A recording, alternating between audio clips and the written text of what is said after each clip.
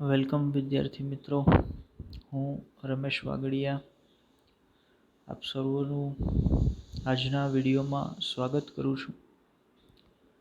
આજનો આ વિડીયો આપણા રનિંગ ચેપ્ટરનો 11મો વિડીયો છે.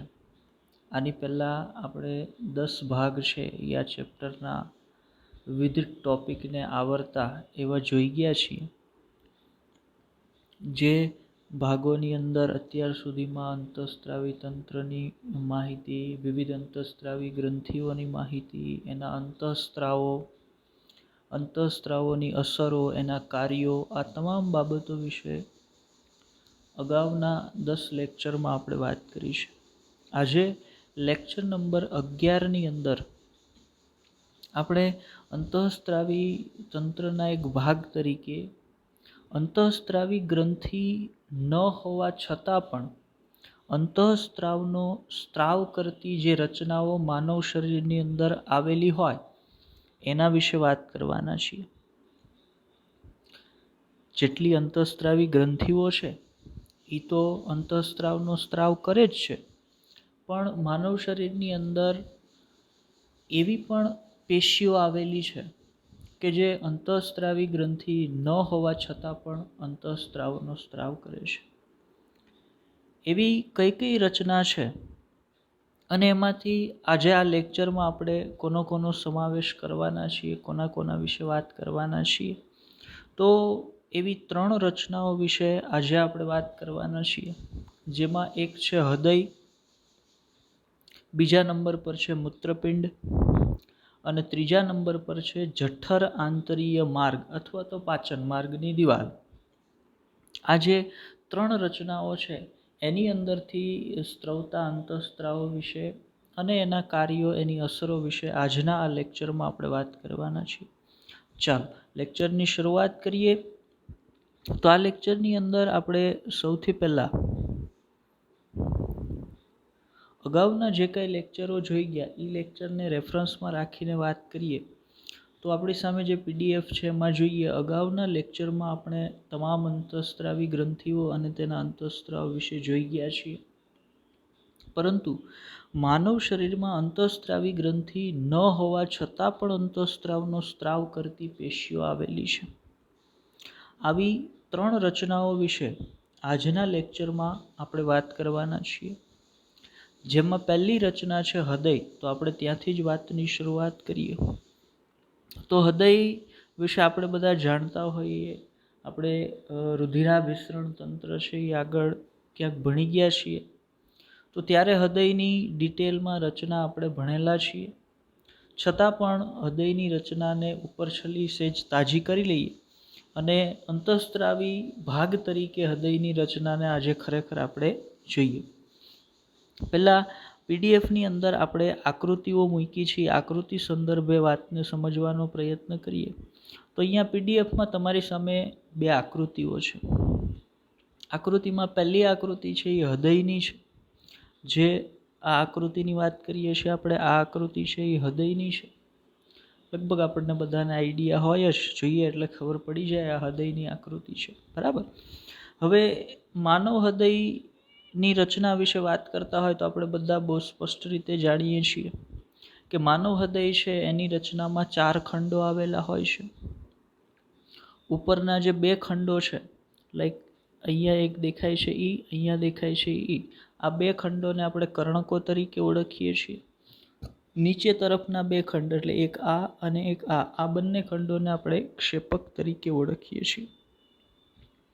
હવે હૃદયની જ્યારે અંતઃસ્ત્રાવી રચના તરીકે વાત કરતા હોય તો સંપૂર્ણ હૃદય છે એ અંતઃસ્ત્રાવી ભાગ તરીકે કાર્ય નથી કરતું, પરંતુ હૃદયની રચનાનો કોઈ એક ભાગ તરીકે કર્ણકની જે દિવાલો છે, આ ખંડ કર્ણક અને આ ખંડ કર્ણક, આ કર્ણકની દિવાલમાંથી એક અંતઃસ્ત્રાવનો સ્ત્રાવ છે એ થતો હોય છે. હવે આ અંતઃસ્ત્રાવ કયો છે તો ભાઈ આ અંતઃસ્ત્રાવને ANF ના નામથી ઓળખવામાં આવે છે. ANF નું પૂરું નામ છે એટ્રિયો ન્યુટ્રીએટ્રિક ફેક્ટર. બરાબર. આગળ એના વિશે હમણાં પીડીએફમાં પણ આપણે વાત કરીશું. પણ આ જે એટ્રિયોન્યુટ્રિએટિક ફેક્ટર છે એ ક્યાંથી સ્ત્રવે છે? તો એ કર્ણકની દિવાલમાંથી સ્ત્રવતો હોય છે. હવે એ શું કાર્ય કરે છે એ સમજવા માટે બીજી આકૃતિ છે, પણ એ આકૃતિ પર પછી આવીએ. પહેલાં આગળ થોડીક પીડીએફમાં જે માહિતીઓ છે એને સમજી લઈએ. તો હૃદયની રચનામાં 4 ખંડ આવેલા છે એઝ યુઝ્યુઅલ. હમણાં મેં આકૃતિમાં તમને સમજાવ્યું એ પ્રમાણે, જેમાં 2 કર્ણકો અને 2 ક્ષેપકો આવેલા છે.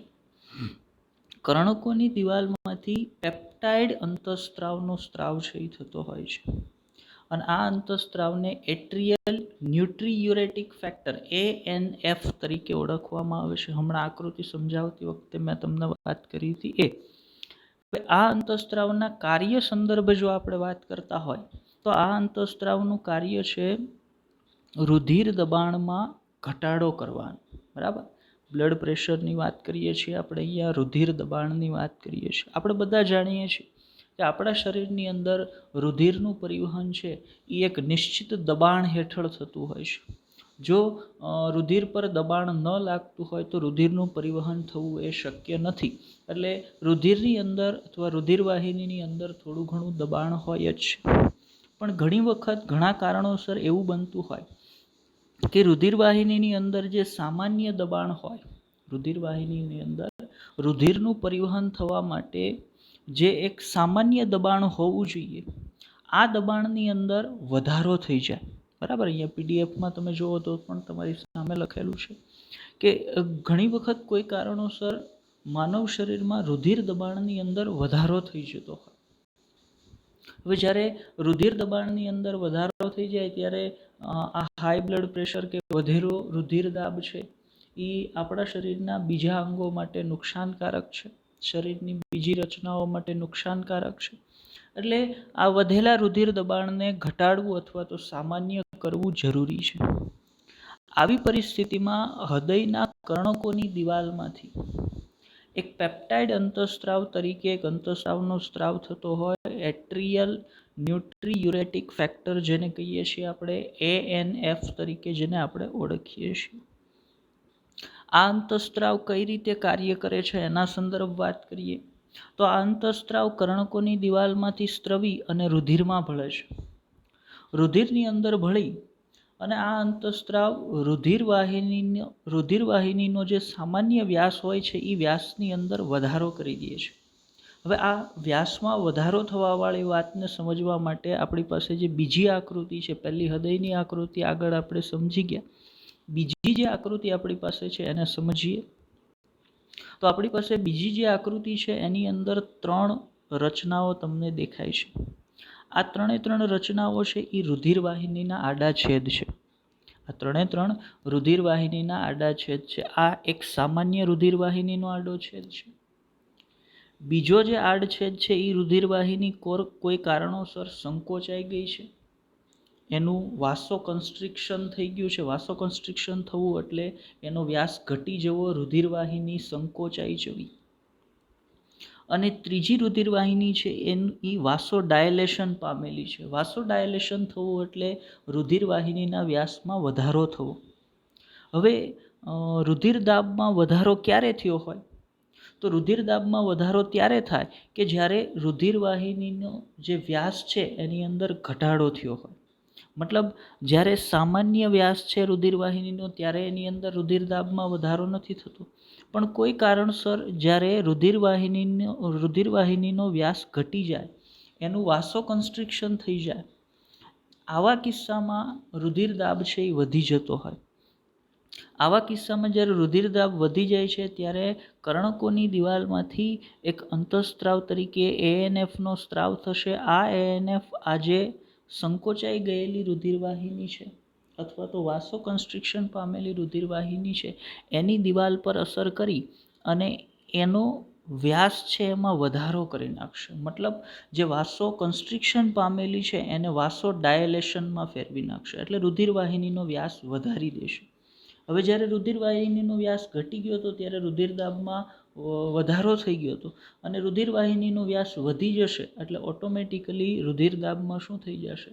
તો ભાઈ રુધિર દાબમાં ઘટાડો થઈ જતો હોય અને રુધિર દાબ જે વધી ગયો તો એ પાછો પોતાના સામાન્ય મૂલ્ય સુધી પહોંચી જતો હોય છે, કે જેથી કરીને ઊંચા રુધિર દાબે શરીરના વિવિધ ભાગોને નુકસાન થવાનું હોય, વિવિધ અંગોને જે નુકસાન થવાની શક્યતાઓ છે એ ટળી જાય, શરીરના વિવિધ અંગોને નુકસાન ન થાય.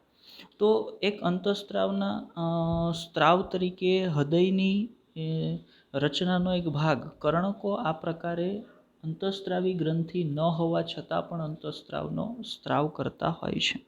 તો આજના લેક્ચરમાં પહેલું જે સ્ટ્રક્ચર આપણે જોવાનું હતું એ આ પ્રમાણે હતું કે ભાઈ હૃદયના કર્ણકોની દિવાલમાંથી આ પ્રકારે એક અંતઃસ્ત્રાવનો સ્ત્રાવ થતો હોય છે. બીજા નંબર પર જઈએ, બીજી એવી રચના જે કઈ છે કે જે અંતઃસ્ત્રાવી ગ્રંથિ ન હોવા છતાં પણ અંતઃસ્ત્રાવનો સ્ત્રાવ કરે છે. તો બીજી એવી રચના છે મૂત્રપિંડ. હવે મૂત્રપિંડ પોતે છે કે મૂત્રપિંડની અંદર તરફ આવેલી કોઈ એક રચના છે? તો આપણે વાત કરીએ કે ભાઈ મૂત્રપિંડ પોતે નહીં, પણ મૂત્રપિંડની રચનામાં આવેલ એક વિશિષ્ટ પ્રકારના જે કોષો છે, આ કોષો અંતઃસ્ત્રાવી ગ્રંથિ ન હોવા છતાં પણ અંતઃસ્ત્રાવનો સ્ત્રાવ કરવાનું કાર્ય કરે છે. આ કોષોને કયા નામથી ઓળખવામાં આવે છે? તો ભાઈ આ કોષોને અહીંયા પીડીએફમાં બતાવ્યું છે આપણે જે કોષો તરીકે ઓળખવામાં આવે છે. હવે જે કોષોનું પૂરું નામ શું થશે? તો ભાઈ જે કોષોને ઝંસ્ટા ગ્લોમેરુલર કોષ તરીકે ઓળખવામાં આવે છે અને ઝંસ્ટા ગ્લોમેરુલર સેલ તરીકે ઓળખવામાં આવે છે.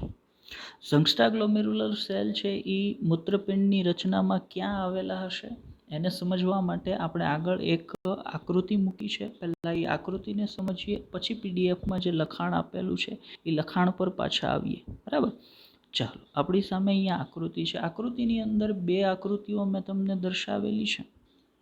બે આકૃતિની અંદર આકૃતિ એક, પહેલી જે આકૃતિ છે આ આકૃતિની હું વાત કરું છું. આ મૂત્રપિંડનો ઊભો છેદ છે. બરાબર, હવે મૂત્રપિંડના ઊભા છેદની અંદર તમે જો જોઈ શકતા હોય તો અહીંયા મેં એક બ્લુ રંગનું નાનું સ્ક્વેર બતાવ્યું છે. આ બ્લુ રંગના નાના સ્ક્વેરની અંદર જે રચના છે એ રચનાને મેં અહીંયા એનલાર્જ કરીને બાજુમાં બતાવી છે. આ રચના શું છે?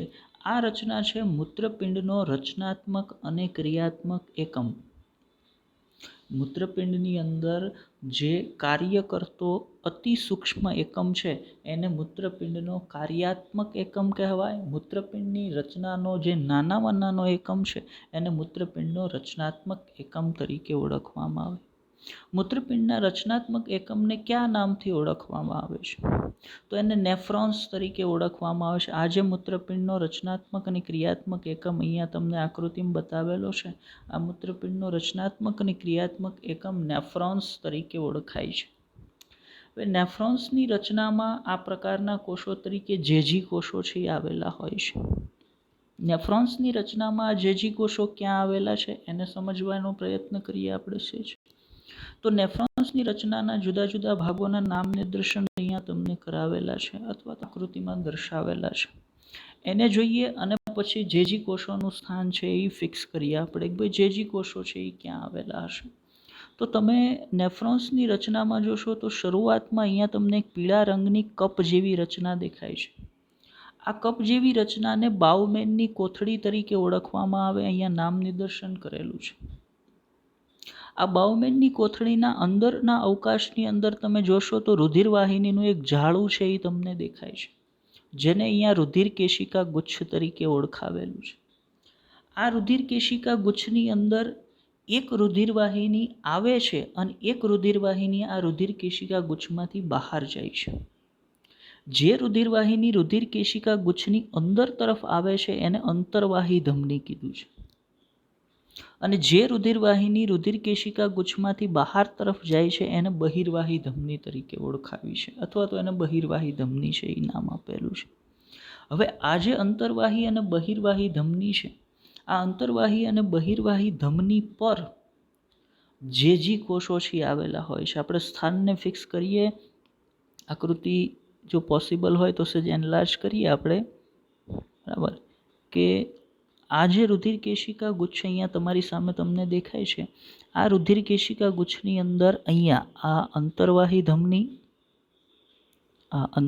ધમની પર અહીંયા અને બહિર્વાહી ધમની પર અહીંયા આ પ્રકારે અહીંયા જે કોષો છે, ઝંગસ્ટા ગ્લોમેરુલર સેલ છે એ અહીંયા આવેલા હશે, બરાબર.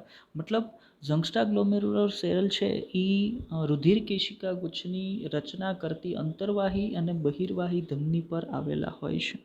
તો મતલબ હવે જે કોષોનું સ્થાન મારા મગજમાં એક ફિક્સ થઈ ગયું હોવું જોઈએ કે ભાઈ જે કોષો છે એ મૂત્રપિંડની અંદર ક્યાં આવેલા છે, બરાબર. તો આપણે ફરી એક વખત તમને યાદ કરાવી દઉં કે મૂત્રપિંડની રચનામાં જે કોષો છે એ મૂત્રપિંડના રચનાત્મક અને ક્રિયાત્મક એકમ, જેને નેફ્રોન્સ તરીકે ઓળખવામાં આવે છે. એ નેફ્રોન્સની રચનાને સમજતા હોઈએ આપણે તો નેફ્રોન્સની રચનામાં શરૂઆતનો ભાગ છે એ બાઉમેનની કોથળી હોય છે.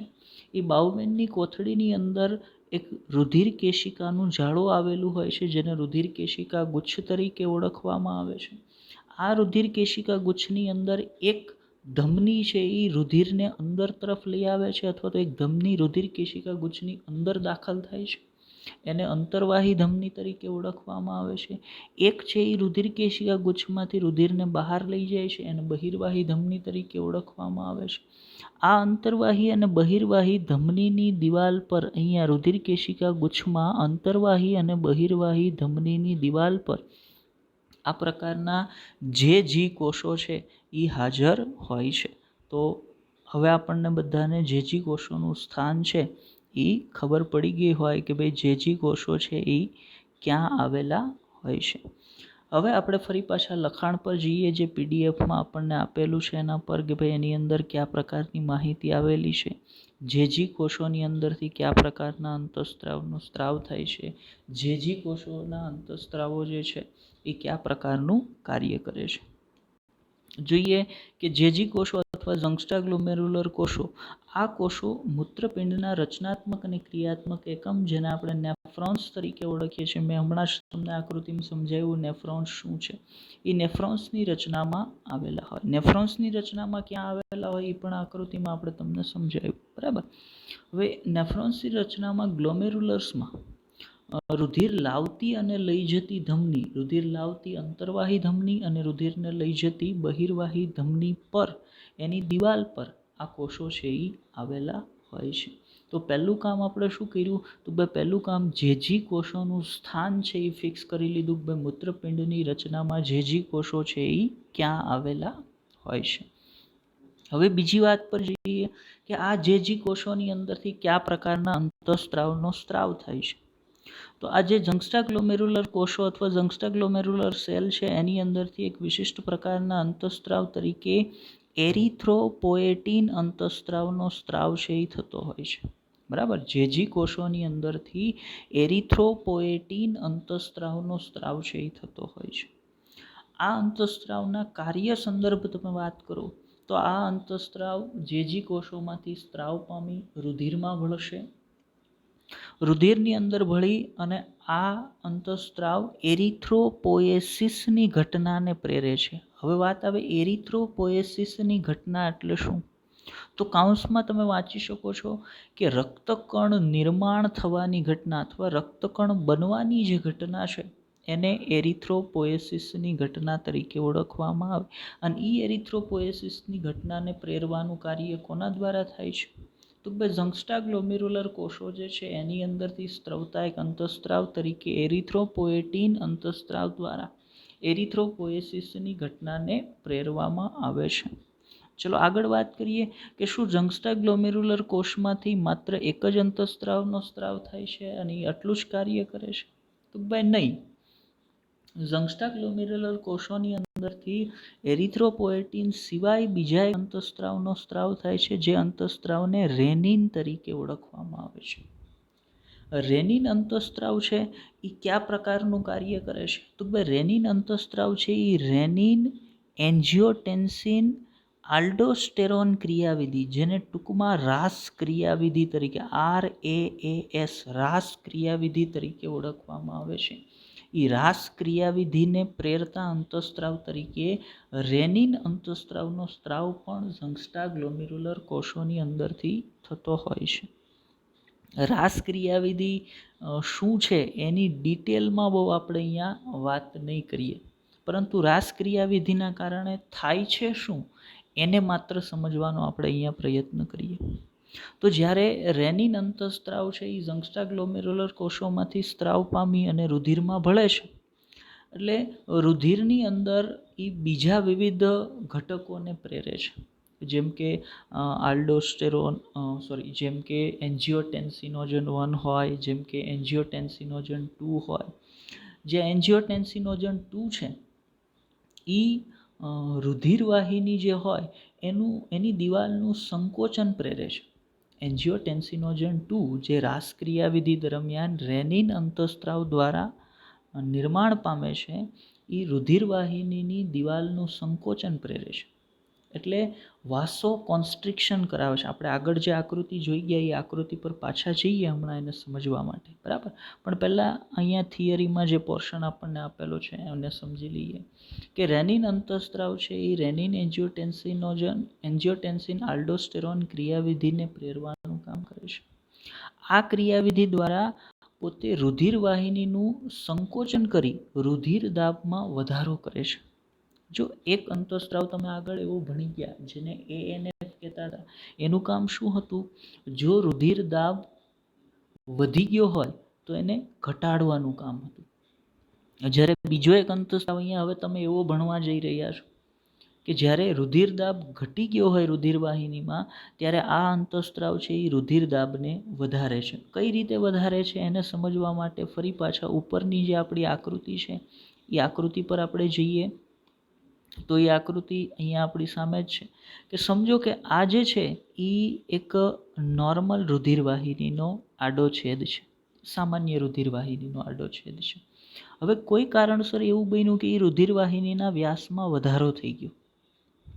હવે રુધિરવાહિનીના વ્યાસમાં વધારો થાય એટલે ઓટોમેટિકલી આ રુધિરવાહિનીની અંદર જે રુધિર હતું એ દાબમાં શું થાય? તો ભાઈ રુધિર દાબમાં ઓટોમેટિકલી ઘટાડો થઈ જાય. કારણ કે રુધિરવાહિનીનો વ્યાસ વધી ગયો છે. હવે આવી સ્થિતિમાં જે ઘટી ગયેલો રુધિરદાબ છે, આ ઘટી ગયેલા રુધિરદાબને પાછો સામાન્ય કરવા માટે કોઈ પણ રીતે રુધિરવાહિનીની દિવાલનું સંકોચન પ્રેરવું પડે. એ કોણ કરી શકે? તો ભાઈ એ કરવાનું કાર્ય છે જંક્સ્ટાગ્લોમેરુલર કોષોમાંથી સ્ત્રવતા રેનિન અંતઃસ્ત્રાવનું.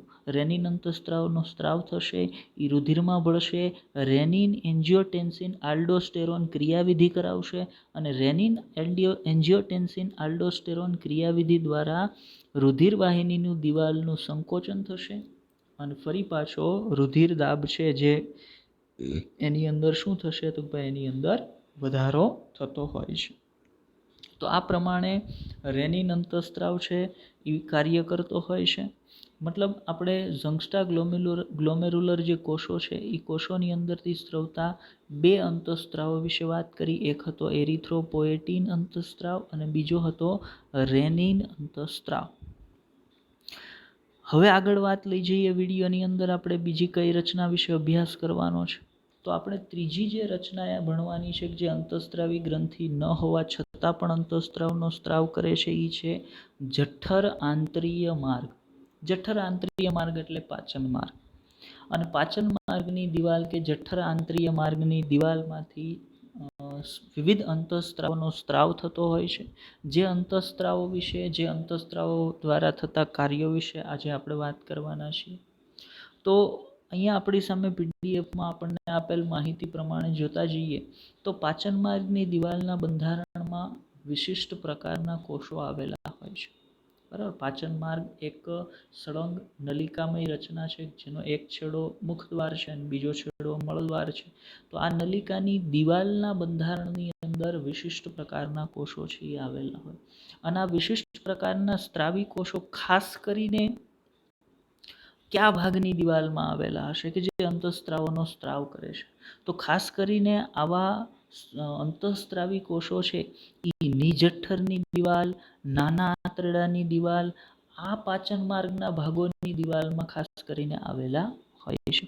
હવે આ પ્રકારના જે કોષો નિજઠ્ઠરની દિવાલમાં, નાના આંતરડાની દિવાલમાં આવેલા છે એની અંદરથી અંતઃસ્ત્રાવોનો સ્ત્રાવ થાય છે. કેટલા અંતઃસ્ત્રાવોનો સ્ત્રાવ થાય છે? તો ભાઈ એની અંદરથી 4 પ્રકારના અંતઃસ્ત્રાવોનો સ્ત્રાવ થાય છે જે બધા જ પેપ્ટાઇડ પ્રકારના અંતઃસ્ત્રાવો છે. કયા 4 અંતઃસ્ત્રાવોનો સ્ત્રાવ થાય છે? તો આ 4 અંતઃસ્ત્રાવોમાં સૌથી પહેલો જે અંતઃસ્ત્રાવ છે એને ગેસ્ટ્રીન અંતઃસ્ત્રાવ તરીકે ઓળખવામાં આવે છે. ગેસ્ટ્રીન અંતઃસ્ત્રાવનો સ્ત્રાવ જ્યારે પાચન માર્ગની દિવાલમાંથી થાય છે. પાચન માર્ગની દિવાલમાંથી સ્ત્રાવ પામી અને આ અંતઃસ્ત્રાવ છે એ રુધિરમાં ભળે છે. રુધિર સાથે પરિવહન પામતો આ અંતઃસ્ત્રાવ છે એ જઠરની દિવાલ સુધી પહોંચે છે. જઠરની દિવાલ પર પહોંચી આ અંતઃસ્ત્રાવ જઠરની દિવાલના બંધારણમાં આવેલ જઠરીય ગ્રંથિ, આ જઠરીય ગ્રંથિ પર અસર કરે છે. જઠરીય ગ્રંથિ પર અસર કરી અને જઠરીય ગ્રંથિની રચનામાં આવેલા સ્ત્રાવી કોષો પૈકી હાઇડ્રોક્લોરિક એસિડનો સ્ત્રાવ કરતા કોષોમાંથી હાઇડ્રોક્લોરિક એસિડનો સ્ત્રાવ પ્રેરે છે. બીજું, પેપ્સિનોજન સ્ત્રાવી કોષોને ઉત્તેજિત કરી અને એમાંથી પેપ્સિનોજનનો સ્ત્રાવ છે એ પ્રેરે છે. મતલબ ગેસ્ટ્રીનનું કાર્ય છે જઠરની દિવાલમાંથી હાઇડ્રોક્લોરિક એસિડ અને પેપ્સિનનો સ્ત્રાવ કરાવવાનું. બીજા અંતઃસ્ત્રાવ પર જઈએ કે જે પાચન માર્ગની દિવાલમાંથી સ્ત્રવે છે એ બીજો અંતઃસ્ત્રાવ છે સિક્રીટીન અંતઃસ્ત્રાવ. સિક્રીટીન અંતઃસ્ત્રાવ જ્યારે પાચન માર્ગની દિવાલમાંથી સ્ત્રવે છે એ રુધિરમાં ભળી રુધિર સાથે પરિવહન પામતો પહોંચે છે સ્વાદુપિંડ પાસે. સ્વાદુપિંડ આપણે જાણીએ છીએ કે ભાઈ સ્વાદુપિંડ એક એવી ગ્રંથિ છે કે જેનો કોઈ એક ભાગ છે એ અંતઃસ્ત્રાવી ભાગ તરીકે પણ કાર્ય કરે છે અને કોઈ એક ભાગ છે એ બહિર્સ્ત્રાવી ભાગ તરીકે પણ કાર્ય કરે છે. તો સિક્રીટીન અંતઃસ્ત્રાવ જે રુધિરમાં ભળેલો છે એ રુધિર સાથે પરિવહન પામતા સ્વાદુપિંડનો જે બહિર્સ્ત્રાવી ભાગ હશે એ બહિર્સ્ત્રાવી ભાગ પર પહોંચે છે. સ્વાદુપિંડના બહિર્સ્ત્રાવી ભાગની અંદર આવેલા કોષો પર અસર કરી અને એની અંદરથી પાણી અને બાયકાર્બોનેટના સ્ત્રાવને ઉત્તેજે છે. જ્યાં પાણી અને બાયકાર્બોનેટના સ્ત્રાવો છે એ સ્વાદુપિંડના બહિર્સ્ત્રાવી ભાગમાંથી સ્ત્રવતા સ્વાદુરસના બંધારણ માટે અગત્યના ઘટકો હોય છે. તો આટલી વાત બીજા અંતઃસ્ત્રાવ તરીકે સિક્રીટીન માટે કરવાની હતી. આગળ વધીએ આપણે આકૃતિ પર પછી આવીએ. પહેલાં બધા અંતઃસ્ત્રાવોને જોઈ લઈએ. બધા જ અંતઃસ્ત્રાવોનું સ્થાન દર્શાવતી આકૃતિ છે પણ એને પછી જોઈએ. ત્રીજો અંતઃસ્ત્રાવ જે પાચન માર્ગની દિવાલમાંથી સ્ત્રવે છે એ છે કોલિસિસ્ટોકાઇનિન, CCK તરીકે જેને ઓળખવામાં આવે છે.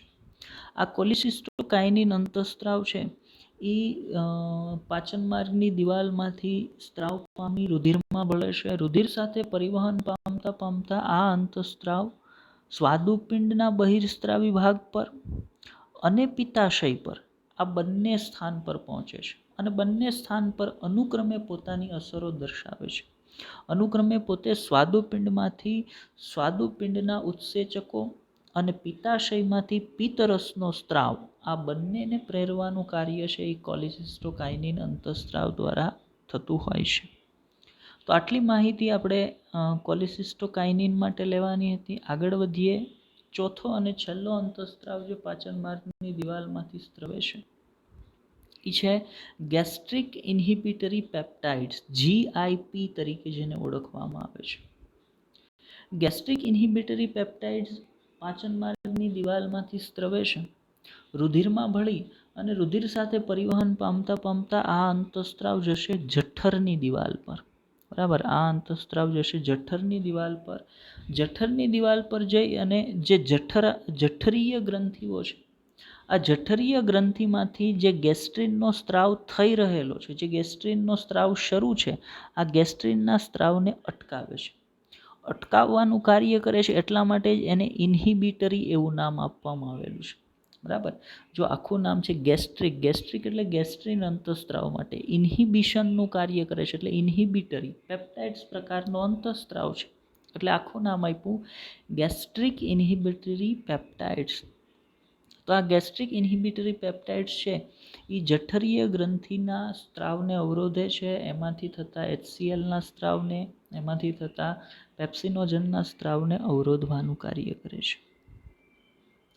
આ સિવાય પણ જઠરીય પ્રશ્ન એ થાય કે ભાઈ GIP અથવા ગેસ્ટ્રિક ઇન્હિબિટરી પેપ્ટાઇડ શું કામ જઠરીય ગ્રંથિમાંથી સ્ત્રવતા HCl અને પેપ્સિનોજનના સ્ત્રાવને અટકાવે છે? અટકાવવાની જરૂર શું છે? તો આપણે બધા જાણીએ છીએ HCl હાઇડ્રોક્લોરિક એસિડ ઘણું સાંદ્ર એસિડ છે. અને હાઇડ્રોક્લોરિક એસિડનો સ્ત્રાવ જઠરમાં માત્ર ત્યારે જ થવો જોઈએ કે જ્યારે જઠરની અંદર ખોરાક હોય.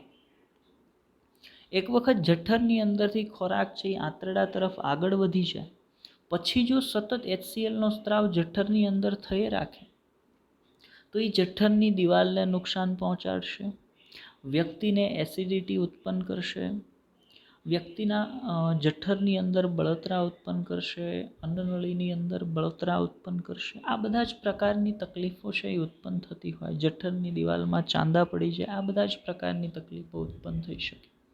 તો આવું ન થાય એટલા માટે જ્યારે જઠરની અંદરથી ખોરાક આંતરડામાં આગળ વધી જાય એટલે તાત્કાલિક આંતરડાની દિવાલમાંથી ગેસ્ટ્રિક ઇન્હિબિટરી પેપ્ટાઇડ્સનો સ્ત્રાવ થઈ એ ગેસ્ટ્રિક ઇન્હિબિટરી પેપ્ટાઇડ સીધો જઠરની દિવાલમાંથી થતા HCl અને પેપ્સિનોજનના સ્ત્રાવને બંધ કરી દે છે, જેથી કરીને જઠરની અંદર હવે HCl અને પેપ્સિનોજનનો સ્ત્રાવ ન થાય અને જઠરને કોઈ નુકસાન ન થાય.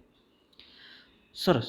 આ સિવાય પણ એક અંતઃસ્ત્રાવ છે કે જે પાચન માર્ગની દિવાલમાંથી સ્ત્રવે છે, પણ એને અહીંયા આપણે સામેલ કર્યો નથી. એ અંતઃસ્ત્રાવ છે પેન્ક્રિયોઝાઇમિન. પેન્ક્રિયોઝાઇમિનનું કાર્ય છે એ સિક્રિટીનને મળતું આવે છે. સિક્રિટીન અને પેન્ક્રિયોઝાઇમિન બંને સંયુક્ત રીતે સ્વાદુપિંડમાંથી સ્વાદુરસના સ્ત્રાવને પ્રેરવાનું કાર્ય છે એ કરતા હોય છે, પણ એનસીઆરટી બુકમાં ઇન્ક્લુડ નથી કરેલો એટલે આપણે પેન્ક્રિયોઝાઇમિનની વાત અહીંયા નથી લીધી. ચલો આગળ વધીએ લેક્ચરની અંદર.